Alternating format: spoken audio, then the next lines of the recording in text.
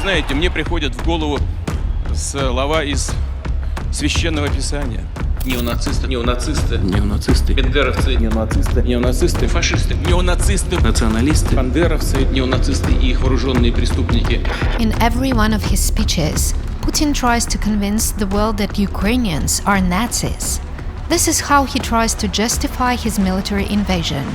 Although he tries to justify it in other ways too, with information about belligerent birds from secret Ukrainian biolabs. Его целью являлось изучение возможности распространения особо опасных инфекций через мигрирующих птиц.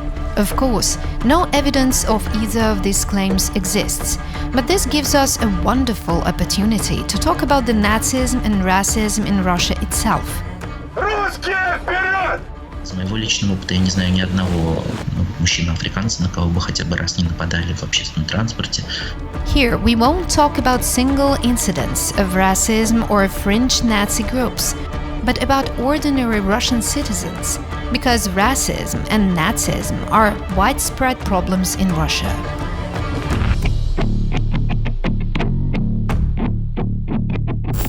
For example, if you aren't Slavic, it will be very difficult for you to rent an apartment in Russia. There are hundreds of advertisements on the internet which in large letters state that the apartment is only offered to Slavs. Moscow, St. Petersburg, it doesn't matter. Around 50% of Russians openly write that they don't even want to show their apartment to non-Slavic people.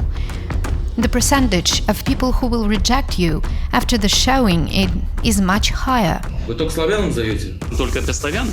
Только славянам. What is the Russian government who is so desperately fighting Nazism in Ukraine doing about this? Nothing. Although, no, it is doing something. Финляндия подала заявку на вступление в НАТО. У нас нет 8 лет, чтобы говорить вам о том, что там живут одни наркоманы и нацисты. Поэтому просто поверьте на слово. This is Idrak Mirzalizadeh. He is a Moscow comic with Talishi roots. He told the story of how difficult it is for him to rent an apartment in Moscow at one of his shows. Если в новое жилье входишь, особенно если оно в центре, там много живет славян.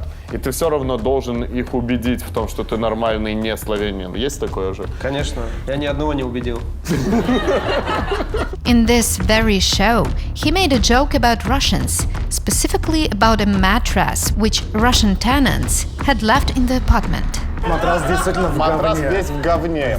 Просто, я не знаю, если что, предыдущие съемщики русские, и, видимо, русские обмазываются говном и ложатся спать.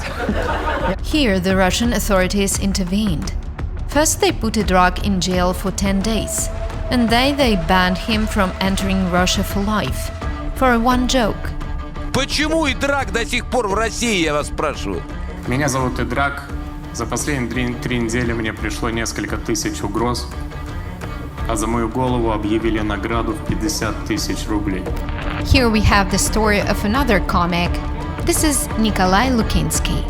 In the 2000s, he became popular thanks to his racist skit, in which he put a black stocking over his head and pretended to be a student from Zimbabwe. Леон Измайлов называет меня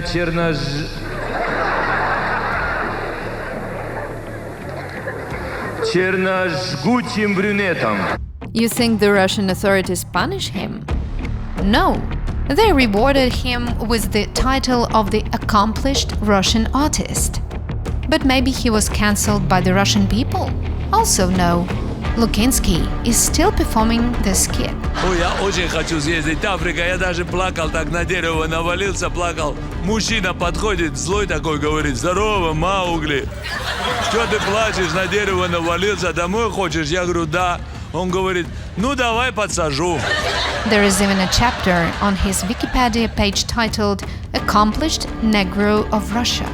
Here is another example. This is the pre-election video of the party of Dmitry Rogozin. Ты русский язык, понимаешь? Yes, this is people from the Caucasus eating watermelon. And Rogozin promises to quote, unquote, clean Moscow of trash, alluding to the immigrants from the Caucasus. The party was disqualified from running in the election because of the video. Слава России! But were there any sanctions put on the leader of the party, Dmitry Rogozin? None. On the contrary, he had a successful career.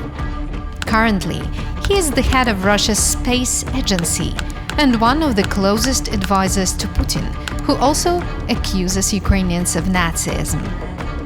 As you can see, racism and Nazism are real problems in Russia. Mr. Putin, maybe you should focus on the denazification of your own country.